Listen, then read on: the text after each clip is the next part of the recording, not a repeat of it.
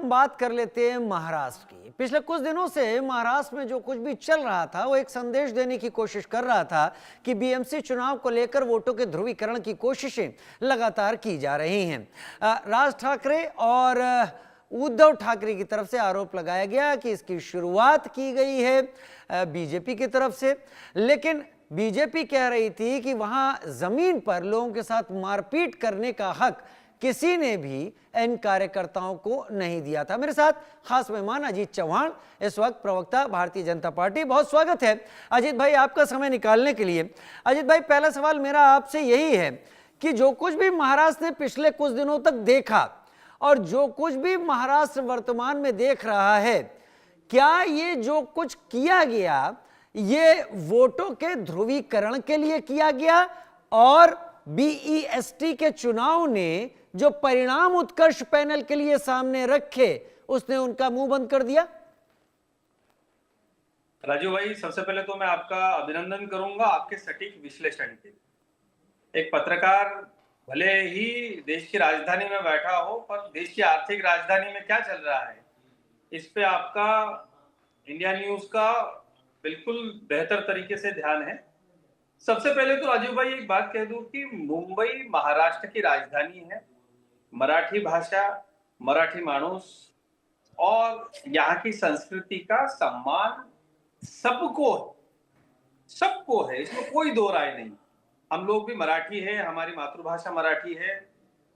देखिए, जितने लोग महाराष्ट्र में रहते हैं अधिकतर लोग बहुत ही अच्छे तरीके से हिंदी समझते हैं, बोलते हैं।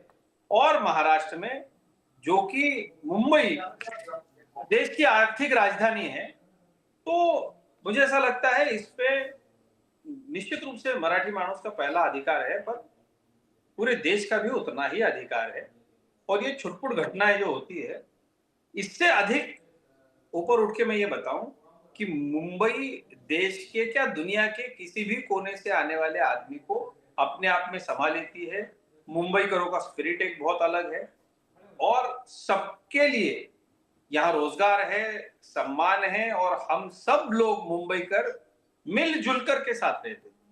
पर राजनीतिक विषयों से प्रेरित कुछ लोग जरूर ऐसे विषय हाथ में लेकर के वोटों की राजनीति करते हैं, ये मानना पड़ेगा।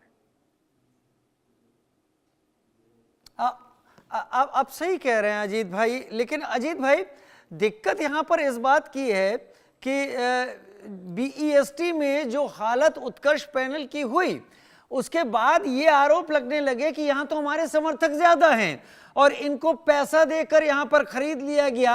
असल अंडरकरंट वही है कि मराठी मानुस की जगह दिलवानी है और जब बीएमसी के चुनाव आएंगे तब वही स्थितियां होगी जो हम चाहते हैं। क्या ठाकरे ब्रदर्स साथ आकर एक बड़ी ताकत के तौर पर आपके सामने खड़े हो गए? राजू भाई, मैं कई सालों से, मैं पहले एक बहुत ही बड़े नेशनल चैनल में एंकर हुआ करता था। 15 साल 16 साल मैंने मुंबई में जर्नलिज्म की है। मैं इन सब नेताओं से कई साल की मेरी दोस्ती रही है। सबके चाल चलन, उनका स्वभाव, वो क्या सोचते हैं, और मेरा सौभाग्य रहा हिंदुहृदय सम्राट शिवसेना प्रमुख बालासाहेब ठाकरे जी से मैं मिल पाया, उनकी बातें समझ पाया। मैं बड़ा 19 साल का था मैं नेशनल चैनल में जब मैं पत्रकारिता करता था, तो बालासाहेब ठाकरे की अपनी एक बात रखने की शैली जो थी उससे बहुत ही अलग शैली जो है वो उद्धव ठाकरे जी की है और लोग नहीं पसंद कर रहे हैं। और मैं आपको एक बात बता दूं, आपके चैनल के माध्यम से एक बात बता दूं, जितनी बातें ये लोग ओपनली नफरत भरी करते हैं, कहते हैं, वैसी स्थिति मुंबई महाराष्ट्र में नहीं है। आप देखिए, यहाँ आइए, कई इलाके हैं जहां पर उत्तर प्रदेश, बिहार, झारखंड, छत्तीसगढ़, गुजरात, राजस्थान से आए हुए हमारे बहन भाइयों के कई कई कई गांव के गांव यहाँ पर मुंबई में, थाने में, नवी मुंबई में, मीरा भाईंदर में बसे हुए। मुझे ऐसा लगता है आप सही कह रहे हैं, इनका जो आरोप है ये नहीं है। लोगों को नफरत की राजनीति नहीं चाहिए, लोगों को विकास की राजनीति चाहिए। और एक बात मैं आपको बहुत ही अच्छी तरीके से राजीव भाई यहाँ का अंडरकरण बता दूं, मुंबई अब हिंदुत्व की बात करती है, क्योंकि यहाँ पर पिछले कुछ सालों में रोहिंग्याओं की, बांग्लादेशियों की 30-30, 35-35 हजार लोगों की बस्तियां ला करके बसाई गई, उसमें वोटर तैयार किए गए। अब हम एक बात तो जाहिर है, मैं आपको बता दूं कि बटेंगे तो कटेंगे मुंबईकर भी बहुत ही अच्छी तरीके से समझ चुके समझने हैं लगा है। और विधानसभा में उसका ये ठीक से दिखा है। और ये बात मैं आपको बता दूं, कल ही नासिक में मेरे नेता आदरणीय देवेंद्र जी, महाराष्ट्र के मुख्यमंत्री, उनके साथ में हम लोग थे, तो उन्होंने पार्टी की हमारी बैठक में कहा कि सिर्फ चुनकर आना हमारा मकसद नहीं है, हमको कई सालों तक इस देश के इतिहास के साथ, इस देश के भविष्य के साथ खिलवाड़ कोई ना कर पाए, इस तरीके से महाराष्ट्र की आर्थिक राजधानी और महाराष्ट्र को यानी बनाना एक है। स्पष्टीकरण तो देश को आपके फायदा जरिए समझ में आ रहा है कि परिस्थितियां वो नहीं है जो बताई जा रही हैं, लेकिन हिंदी में एक कहावत है कि एक तस्वीर हजार शब्दों के बराबर होती है, और दरअसल इन्हीं तस्वीरों के जरिए जो तस्वीरें सामने आई, उनसे वो डर फैलाने की सफल कोशिश की गई, जो डर वाकई कहीं अंडर करंट के रूप में लोगों के दिलों में बैठा है। वोट में तब्दील होता है नहीं होता है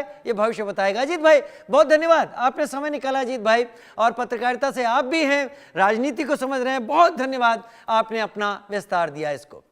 उधर मुंबई के पवई में आईआईटी में कचरे और खेल के मैदान की बड़ी समस्या है। यहाँ हॉस्पिटल भी नहीं। यहाँ के लोगों से बातचीत की हमारे संवाददाता सुधाकर कश्यप ने, देखी है रिपोर्ट। मुंबई में जल्दी महानगर पालिका के इलेक्शन होने वाले हैं। इसी मुद्दे पर बात करने के लिए हमारे साथ पवई के कुछ नागरिक है। पवई आईआईटी मार्केट जो है वो एरिया के नागरिक है, हम उनसे जानते हैं कि क्या समस्या है यहाँ की। सर पहले आप बताइए कि यहाँ पर क्या समस्या है। समस्या तो पवई में तो काफ़ी सारे हैं। जैसे मेन मुद्दा कचरे का है, फुटपाथ का है, स्कूल के बाजू में कचर कुंडी बसी हुई है। हमने लेटर दे के भी कुछ उसका उपयोग हो रहा नहीं है। उसका जो ढीग है कचरे का वो बनते जा रहा है। बाकी गार्डन का मुद्दा है, प्लेग्राउंड का मुद्दा है, हॉस्पिटल का मुद्दा है। हॉस्पिटल में हमारे पास यहाँ पे हॉस्पिटल नहीं है, हमको जाना पड़ता है, विक्रोली जाना पड़ता है। यहाँ पे जो छोटा सा हॉस्पिटल है उधर दवाई मिलते नहीं, डॉक्टर मिलते नहीं। ऐसे काफ़ी सारे मुद्दे हैं पवई के। जो सार्वजनिक सुलभ शौचालय नहीं है उसके हाल बेहाल है, गिरे हुए, बंद गिरे, काफ़ी सारे ऐसे मेन मुद्दे हैं पवई में है। उसके लिए नागरिकों को बहुत समस्या से झूलना पड़ रहा है और उनके लिए लड़ना पड़ रहा है। ये हुआ सर आप क्या बताएंगे, क्या समस्या है। सर यहाँ पे ये पवई जो अपना एक प्राइम लोकेशन है, यहाँ पे अभी फिलहाल रीडेवलपमेंट बहुत जोरों में चालू है। तो यहाँ पे रीडेवलपमेंट चालू है, उसके बाद उसके साथ में ही बड़े बड़े कॉम्प्लेक्स भी आ रहे हैं। तो जो बढ़ी हुई जो संख्या है, लोक संख्या, उसको पानी की जरूरत लगेगी। आज हमारे यहाँ ये वार्ड जो है वो एक झोपड़पट्टी जो स्लम है और एक हाई राइज बिल्डिंग, इसमें दो इसमें उसका बंटवारा हुआ है। तो झोपड़पट्टी जो एरिया है वहाँ पे आज भी पानी की किल्लत है। आज हम लोग जो इंदिरा नगर है, गरीब नगर है, ऊपर वाले जो एरिया है शिवनेरी हिल, वहाँ पे आज भी पानी कम फोर्स में जाता है और वहाँ के लोगों को आज भी वही समस्या है कि पानी की है। तो मेरा यही कहना है कि लास्ट 4 साल से यहाँ पे प्रशासक है मुंबई में और नगर सेवक यहाँ पे नहीं है। तो ये जो पानी की समस्या है, आज अपने को आगे जाके अगले 2-3 साल के बाद जब ये पवई की लोक संख्या बढ़ेगी, आज हमारे यहाँ पे कनाकिया का सिलिकॉन वैली एक बड़ा प्रोजेक्ट है, वहाँ पे अभी 10,000 लोग वहाँ पे रहने आए, तो उनको पानी जो लगेगा, तो हमारी यही हमको एक मन में डर है कि हमारे झोपड़पट्टी का पानी उनको ना दिया जाए, क्योंकि यहाँ पे आज भी झोपड़पट्टी के लोगों को पानी की समस्या का हल अभी तक हुआ नहीं है और झोपड़पट्टी जो स्लम एरिया है वहाँ पे पानी की आज भी समस्या है। तो उससे हम लोग को निजात देने के लिए आज महापालिका ने कुछ तो करना चाहिए। दूसरी बात, यहाँ पे ट्रैफिक की समस्या बहुत ज्यादा है। आज आप इंटरनल रोड देखेंगे तो दोनों बाजू में बाइक्स पार्क रहती है। आज हमारे पे परसों एक ऐसी घटना घटी कि एम्बुलेंस, छोटी एम्बुलेंस भी जाने के लिए जगह नहीं थी, तो हम लोग दोनों बाजू के बाइक्स निकाल रहे थे। तो यहाँ पे एक ऐसी समस्या है कि जो हमारे यहाँ पे पार्किंग प्लॉट यहाँ पे नहीं है।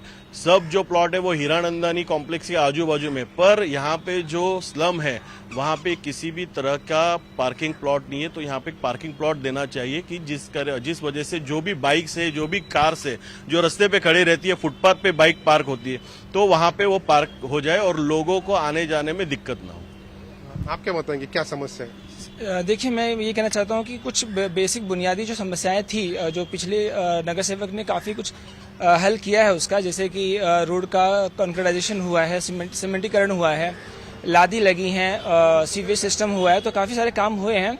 गार्डन का नया उद्घाटन भी हुआ है और कुछ बुनियादी समस्या अभी भी है। जैसे भाई साहब ने कहा कि जो कचरे की समस्याएं हैं, जो हॉस्पिटल है बीएमसी की, वो बड़ी हॉस्पिटल नहीं है, छोटी सी है यहाँ पर। सो ये 2-3 बुनियादी समस्याएं हैं जो अभी भी सॉल्व नहीं हुआ है, तो उस पर काम करने की ज़रूरत है। सर आप क्या बताएंगे, क्या समस्या है? यहाँ पे समस्या काफ़ी सारी है। जैसे कि बड़ा मुद्दा जो है जो कचरे का है, जो पूरा सब जगह हर गली नुक्कड़ पे आपको देखने को मिलेगा। सब गंदगी फैली हुई है, कोई उठाने वाला नहीं है, उसको पूरी तरीके से फैला हुआ है। उसके बाद ट्रैफिक का मुद्दा है, जो चेतन नगर इलाका है वहाँ पे जो ट्रैफिक बाइक पार्क करके रखे हैं। एक अगर पेशेंट को अगर बाहर निकलना है तो लिटरली उसको कंधे पर लेकर बाहर आना पड़ता है। हॉस्पिटल जाने तक शायद उसके साथ कोई दुर्घटना ना हो, इस तरह का प्रॉब्लम है, पर उसको कोई सॉल्व करने के लिए प्रयास करता नहीं है। दूसरा मुद्दा है इंदिरा नगर में, जहाँ स्कूल है और इंदिरा नगर का जो पहाड़ी इलाका है उसमें हमेशा वो पहाड़ गिरते रहती है, एक्सीडेंट होते रहते हैं, कई सारे लोगों का वहाँ पे मृत्यु हो चुका है। तो उस चीज़ को प्रशासक आते हैं, देखते हैं और उत्तर जवाब दे के चले जाते हैं, पर उनका कोई भी आज तक सोल्यूशन हुआ नहीं है। तो ये सारे मुद्दे हैं, इसके ऊपर काम करना चाहिए। पिछले 3-3.5 साल से यहाँ पर नगर सेवक नहीं है, कारपोरेटर नहीं है, तो क्या दिक्कतें आ रही है आपको?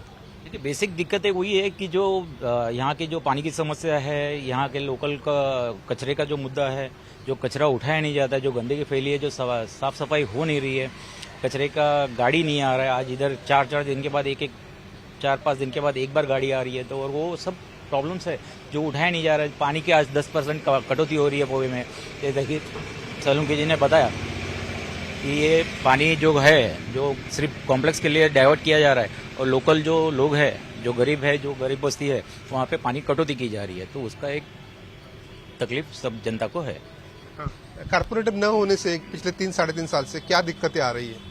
सर, जैसे कि मैंने कहा कि कुछ बुनियादी समस्याएं अभी भी हैं। जैसे हॉस्पिटल है बीएमसी का, वो बड़ा होना चाहिए और कचरे की समस्या बहुत ज़्यादा है। जैसे सर ने कहा कि जो पार्किंग का एरिया है दोनों साइड इंक्रोचमेंट हो गया है, लाइक बाइक लगे हुए होते हैं, तो उससे समस्याएं होती हैं। जैसे बड़ी गाड़ी, कुछ एम्बुलेंस मान लीजिए निकालना है किसी चौल से, तो वो थोड़ा दिक्कतें होती हैं। तो ये सारी उस पर काम करना चाहिए। तो इलेक्शन जल्द से जल्द होना चाहिए, क्योंकि 2-3 साल से कॉर्पोरेटर है नहीं हमारे पास, सो उससे दिक्कतें हो रही हैं सर बेसिक सुविधाएं में। क्या दिक्कतें हो रही है? सर, कॉरपोरेटर न होने के कारण यहाँ के जो वार्ड लेवल के ऑफिसर्स हैं उनके ऊपर कोई भी दबाव नहीं है। कचरे की समस्या तो बहुत बड़ी है। दूसरी जो समस्या है कि हमारे यहाँ पे जो बेसिक एमिनिटीज है, जो गार्डन चाहिए अच्छे या प्लेग्राउंड चाहिए। सबसे पहला मुद्दा तो हमारे यहाँ पे प्लेग्राउंड नहीं है। जो भी प्लेग्राउंड है वहाँ पे हीरानंदनी जो बड़े बड़े कॉम्प्लेक्स है वहाँ पे, पर यहाँ पे जो मिडिल क्लास लोग जहाँ पे रह रहे, गरीब लोग रह रहे, वहाँ पे कोई भी प्लेग्राउंड नहीं है। तो ये चीज़ें प्रशासन तक पहुँचाने के लिए नगर सेवक का होना ज़रूरी है। और यहाँ पे पानी की समस्या तो मैंने पहले ही बोल दी है कि वहाँ पे पानी की समस्या बहुत बड़ी है। तो नगर सेवक ना रहने के कारण ये सब चीज़ें होती है। और सबसे पहला तो यहाँ पे एक समस्या ऐसी है कि जो दत्तक वस्ती कॉन्ट्रैक्टर्स है, जो बीएमसी की ओर से साफ सफाई का काम करते हैं, तो वो यहाँ पे अच्छी तरह से काम नहीं करते। इसके वजह से लोगों को बहुत कचरे की समस्या है, उनके वजह से सबको हेल्थ इश्यूज हो रहे। तो इसके बारे में नगर सेवक ना होने के कारण ये सब चीजें हमको सहन करनी पड़ रही है। आपको क्या लगता है, नगर सेवक ना होने से क्या दिक्कत है?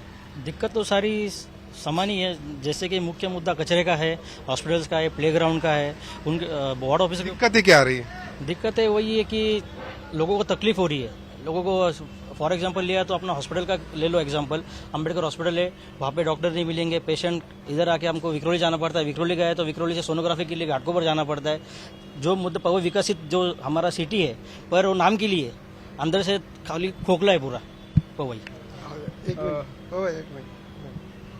आमच्या इथं मोराजी कंपाउंडमध्ये, हमारे इधर मोराजी कंपाउंड में सब गली गली में संडास सब बाहर आ रहा है, कोई साफ सफाई नहीं हो रहा है, कोई आ रहा ही नहीं। तो पूरा वो और पूरा वो गटर का पूरा संडास ऐसा पूरा बाहर, वो पूरा साफ नहीं हो रहा है और कुछ नहीं। हम लोग ऐसा ही चल के जाता है वो गली में से, टॉयलेट बिलेट सब बाहर आता है, सब फुटेला, वो काम ही नहीं हो रहा है पाइपलाइन डालने से। अभी नगर सेवक नहीं है तो हमको बहुत दिक्कत भी है। तो 1-2 बार हम लोग बीएमसी को ही बोला, फिर भी नहीं, कोई सुनता ही नहीं, क्या करेगा। कितना दिन ऐसा निकालेगा? अभी 4-5 साल हो गए नगर चौक नहीं है, कितना दिन निकालेगा? अब बताओ। क्या ये इलेक्शन में मराठी हिंदी का मुद्दा हो सकता है? मुझे तो नहीं लगता पवई में होगा। नहीं मराठी हिंदी का मुद्दा तो नहीं लगता पवई में होगा, क्योंकि पवई में तो कुछ का इफेक्ट नहीं रहेगा, नहीं भाषावाद का नहीं रहेगा। आप क्या बताएंगे? मराठी और हिंदी मुद्दा पवई में नहीं होगा, क्योंकि हमारे यहाँ पे राजकारण जो है वो इलेक्शन के टाइम पे ही होता है। बाकी टाइम पे किसी भी पार्टी में कोई भी कार्यकर्ता में कुछ भी मतभेद नहीं होते, और हमारे यहाँ पे मराठी और हिंदी ऐसा कोई वाद अभी तक नहीं हुआ है। और जब हिंदू मुस्लिम भी हुए थे तभी भी यहाँ पे हिंदू मुस्लिम का कोई भी झगड़ा नहीं हुआ था। तो हमारे यहाँ पे पवई की जो जनता है सुधने है, उनको विकास चाहिए, उनको जो राजनीति करने वाली पार्टी है वो तो करती रहती है, पर यहाँ के लोगों को हिंदू मुस्लिम या मराठी हिंदी ऐसा कुछ वाद नहीं चाहिए। इनको सिर्फ डेवलपमेंट चाहिए, और डेवलपमेंट करने वाले ही पार्टी को जनता चुन के देगी। आपको क्या लगता है, हिंदी मराठी का मुद्दा होगा? देखिए, मेरा मत इसमें यह है कि जो भी मुंबई में है या जो महाराष्ट्र में है उसको मराठी आनी चाहिए, और अगर नहीं आती है तो उसको सीखना चाहिए, और उसमें कोई दो मत नहीं है। जो है यहाँ पर मुंबई में उसको मराठी आनी चाहिए सर। नहीं, हिंदी मराठी का मुद्दा होगा क्या इलेक्शन में? बिल्कुल नहीं होगा यहाँ पर बिल्कुल नहीं होगा। यहाँ पे विकास का मुद्दा है और वही विकास का मुद्दा ही रहेगा। आप क्या बताएंगे, हिंदी मराठी का मुद्दा होगा क्या? नहीं, यहाँ पे हिंदी मराठी का मुद्दा है ही नहीं। यहाँ पे हिंदी भाषिक भी है, मराठी भाषिक भी है, सब हर प्रांत के लोग यहाँ पे रहते हैं, और हंसी खुशी सब मिलजुल के रहते हैं। यहाँ पे मैं यहाँ का खुद यहाँ का रहीवासी हूँ। यहाँ पे मोमेडन मुसलमान परिवार है, सब हिंदी भाषिक है, हम मराठी है। हम लोग सब एक साथ में रहते हैं। कोई उत्सव रहता है, कोई प्रोग्राम रहता है, हम साथ में मनाते हैं। तो यहाँ पे वो मराठी भाषा और हिंदी भाषा का कोई मुद्दा नहीं है। यहाँ पे ईद रहने दो, हनुमान हाँ। जयंती रहने दो, हम लोग सब साथ में मिलाते हैं। कुछ नहीं है, सिर्फ इधर है कि नगर सेवक ना होने के कारण इधर हमको बहुत तकलीफ होता है। और मेन हम लोग युवा लोग हैं। युवा लोगों का मेन प्रॉब्लम क्या है कि जो कुछ भी फंक्शन रहेगा, प्ले ग्राउंड नहीं, कुछ भी नहीं है। सबसे बड़ा प्रॉब्लम है विकास। यहाँ का जो कोई नगर सेवक है अभी तक चुन के आने के बाद एक बार भी पवई में आया नहीं है। इधर के लोगों को मालूम ही नहीं कि नगर सेवक कौन है। सिर्फ नाम का मालूम है कि बीजेपी का नगर सेवक है, पर नगर सेवक कौन है, महिला है, जेंट्स है, वो नहीं मालूम है। मेन सबसे बड़ा प्रॉब्लम क्या है, शिवनेरी से लेकर इधर तक जो रोड का प्रॉब्लम है, जो नगर सेवक को करना चाहिए वो नहीं करते। तुम फिर से इधर चैतन्य नगर में जाओ, कोई भी गली का इतना चढ़ाई है। हिंदी का मुद्दा होगा क्या? नहीं, यहाँ मराठी हिंदी का प्रॉब्लम ही नहीं है। हम लोग हिंदू मुस्लिम भाई भाई है। इधर मराठी मुस्लिम का प्रॉब्लम नहीं। मराठी मुस्लिम की इधर प्रॉब्लम है, जहाँ लोग जातिवाद करते हैं वहाँ प्रॉब्लम, इधर नहीं है। Sudhakar Kashyap, India news, Mumbai.